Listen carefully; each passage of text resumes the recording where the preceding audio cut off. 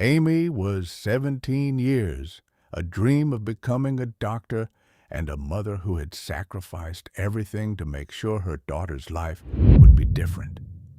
Sandra, her mother, had raised Amy alone, working double shifts at a diner, sleeping only 4 hours a night, so her daughter would never have to know the same pain she once lived. She warned Amy. She begged her. She told her, with tears in her eyes, "Don't fall for a boy who sees you as a season, not a lifetime." But Amy didn't listen. Brad was the star quarterback of Tulsa High, all charm and empty promises. And when Amy told him she was pregnant, he looked her in the eyes and said the 7 words that shattered her world. "That's your problem. I have a future." Now 17, abandoned and carrying a secret that would change everything, Amy stands at the exact crossroads her mother always feared. But what Brad never knew, what no one knew, was that the girl he threw away was about to become the woman no one could ignore. If this story already got your heart pounding, imagine where it goes. Subscribe and don't miss the moment everything turns around. She was standing in the school bathroom, hands shaking, staring at a little plastic stick that was about to change her entire life. She was 17 years old. She had a 4.0 GPA. She had a dream of wearing a white coat and saving lives. And now the 2 pink lines staring back at her felt like a door slamming shut on everything she had ever worked for. Her name was Amy Callahan. And the worst part wasn't the test. The worst part was knowing she had to tell Brad. Brad Mercer was the kind of boy that small Texas towns produce and immediately start worshiping. 6'2", golden arm, the starting quarterback for Tulsa High, the boy who had college scouts already calling his coach. He walked through the hallways like the world was built for him, and maybe it was. Everyone smiled at him. Teachers let things slide. Girls fell over themselves just to catch his eye. And Amy had been one of them. She wasn't stupid. She knew that. She had always been the girl who kept her head down, studied harder than anyone else, and carried her mother's sacrifices like a weight she refused to waste. But something about Brad had made her feel seen, really seen, for the first time.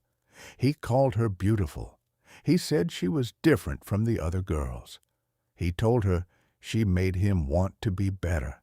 She believed him. She shouldn't have.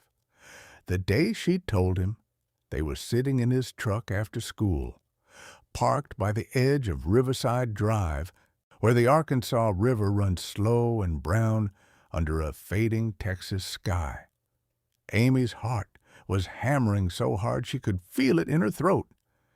She had rehearsed the words 100 times. She still couldn't make them come out right. "Brad, I'm pregnant." The silence that followed was the loudest thing she had ever heard.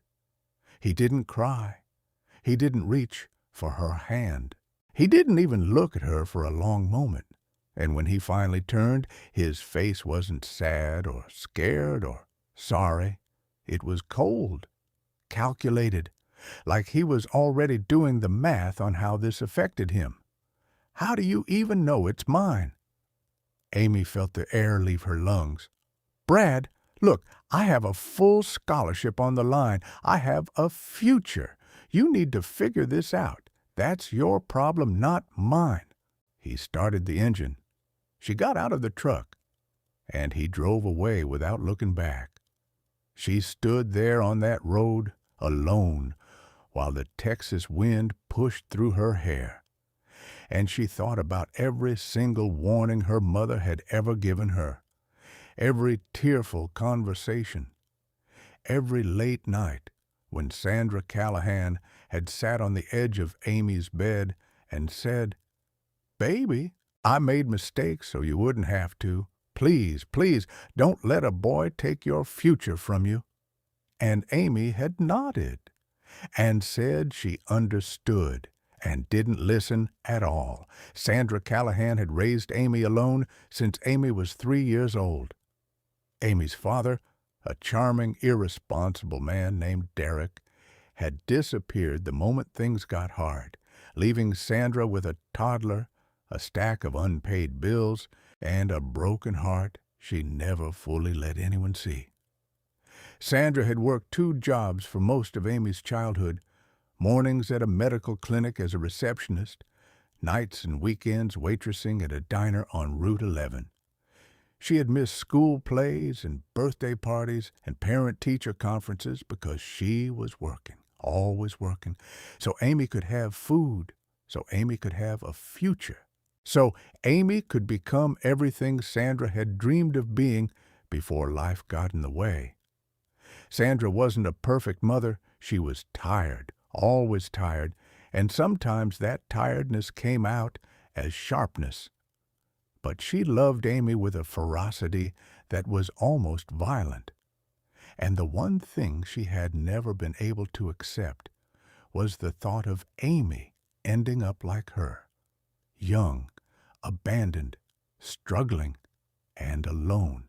That night, Amy came home and went straight to her room. She didn't eat dinner. She didn't answer when Sandra knocked on the door. She just lay in the dark and stared at the ceiling and tried to figure out how she had become the exact story she was never supposed to be. 2 weeks passed before Amy told her mother. She waited because she was terrified. Sandra's reaction wasn't what she expected. There were no screams, no dramatic speeches. Sandra sat at the kitchen table very still, her hands wrapped around a mug of coffee she wasn't drinking, and she didn't say anything for a long time. When she finally looked up, her eyes were wet. How far along? 7 weeks? Another silence. Then Sandra set down the mug, stood up, walked to her daughter, and held her.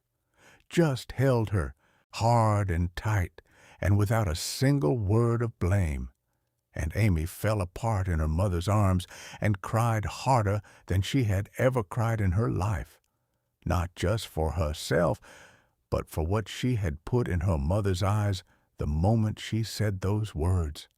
Not anger, not disappointment, something worse, recognition. Sandra saw herself, and it destroyed her. The next morning, Sandra was back to practical. That was her superpower. Grieving at night, functioning by morning, she sat Amy down and they made a plan. Amy would stay in school. Sandra would cover whatever she could. They would figure out the rest together. Amy was not giving up on medical school, not over this, not over him. But Tulsa is a small city, and small cities talk. Within days, the story was everywhere. Amy Callahan was pregnant. Brad Mercer was the father. And the way people chose sides revealed everything about the world Amy lived in. Brad's friends called Amy names in the hallway.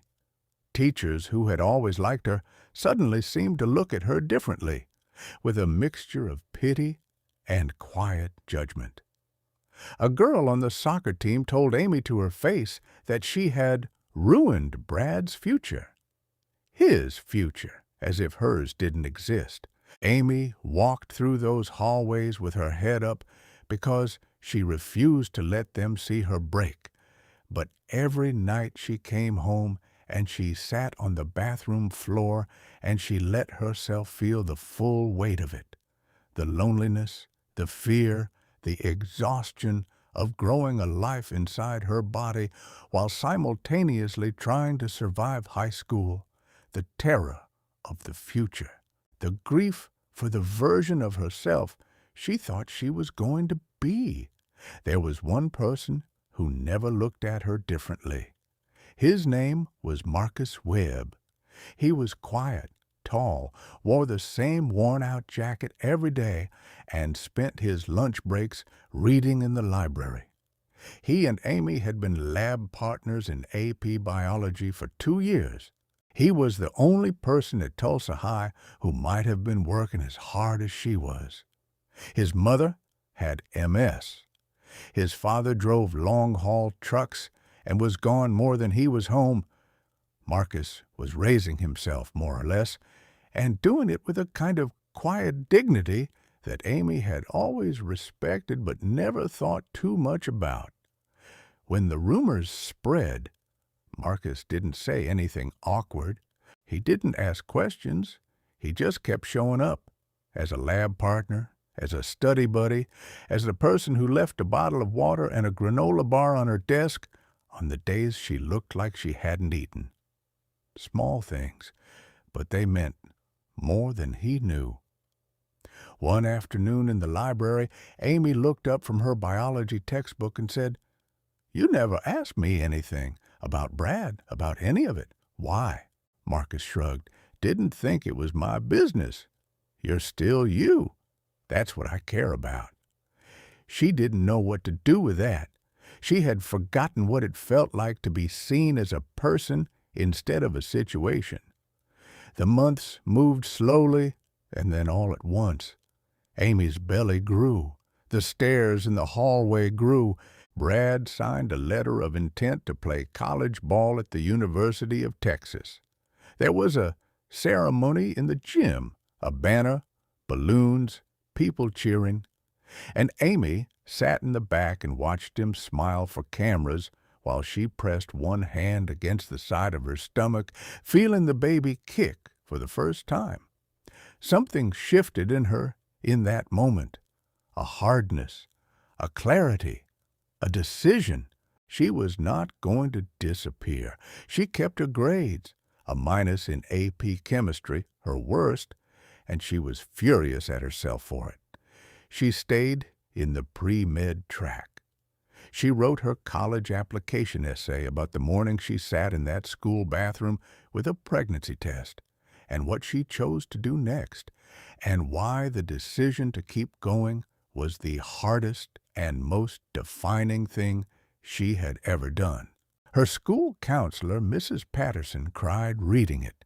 She said it was the most powerful thing she'd read in 20 years of doing that job. Sandra read it at the kitchen table, didn't say a word until the last paragraph. Then she folded it carefully, set it down, and said, "Your daughter is going to be incredible."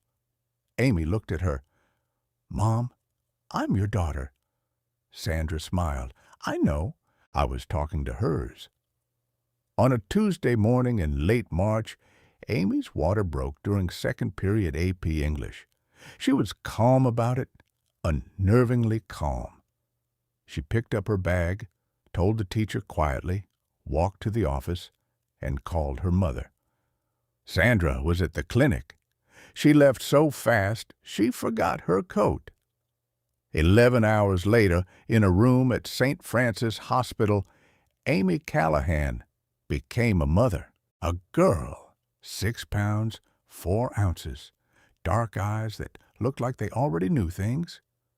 Amy held her and felt something she had no word for, a love that was terrifying and absolute, like standing at the edge of everything that mattered.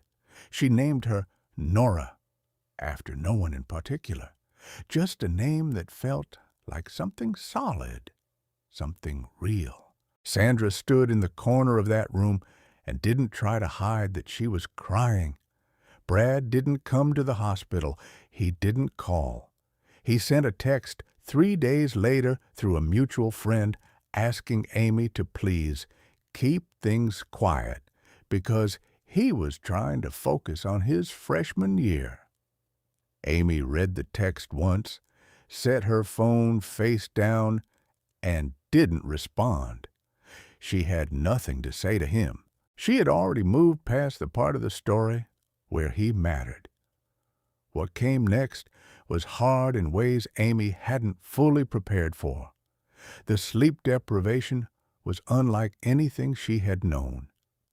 She went back to school 6 weeks after giving birth, sat in AP classes running on 3 hours of sleep, nursed Nora at midnight and 2 and 4 in the morning, studied whenever Nora slept, and let Sandra take the early morning shift so Amy could get a few hours before school. It was brutal. Some days it felt impossible. Some days Amy sat in her car in the school parking lot and cried for 5 minutes before going in, because 5 minutes was all she allowed herself.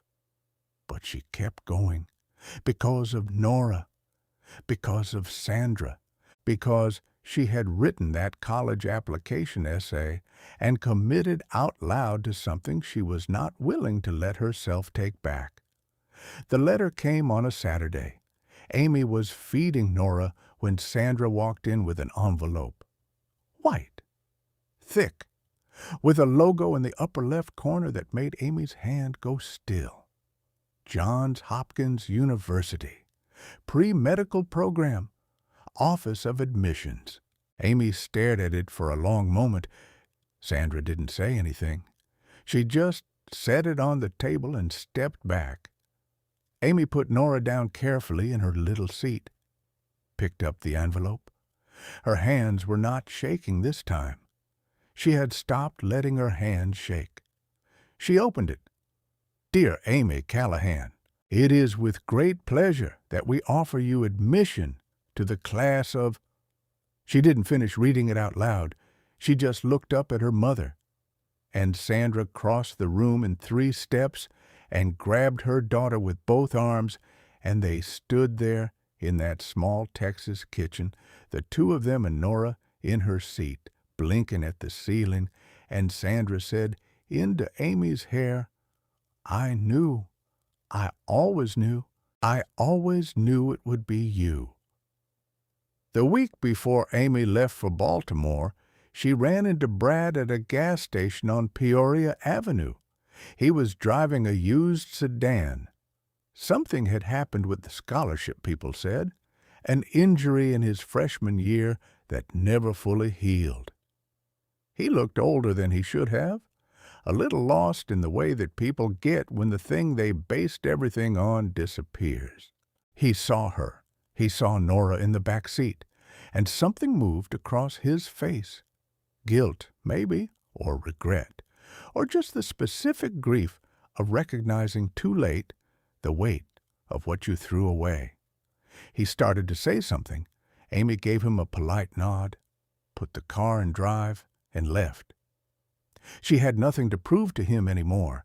She had already proven it to the only people who mattered. Sandra drove Amy and Nora to the airport. She had taken the day off work, both jobs. She wore the nicest blouse she owned. At the gate, she held Nora one last time and whispered something in her ear that she didn't share with Amy. When she handed her back, she looked at her daughter with those tired, fierce, extraordinary eyes and said, You didn't just survive this, baby. You built something out of it. That's the difference. Amy carried those words onto the plane. She carried them into every exam, every overnight shift, every moment of doubt in the years that followed. She carried them into the delivery room not as a patient, but as a doctor. The day she helped bring a baby into the world and caught the eye of a young mother who looked terrified and alone. And Amy leaned in close to that woman and said, You can do this. I know it feels impossible, but I promise you, what looks like the end is not always the end. Sometimes it's just the beginning, wearing a disguise. Nora grew up watching her mother study, watching her mother struggle, watching her mother refuse to stop. And when Nora was 9 years old, she told her grandmother she wanted to be a doctor just like her mom. Sandra Callahan sat down and cried for 20 minutes straight. The good kind. The boy who said, That's your problem, never imagined that the girl he abandoned would one day save lives for a living and raise a daughter who never once doubted she could do the same. If Amy's story moved you, share it with someone who needs to hear it today. And if you're new here, welcome. Every story on this channel is proof that the hardest chapters are rarely the last ones.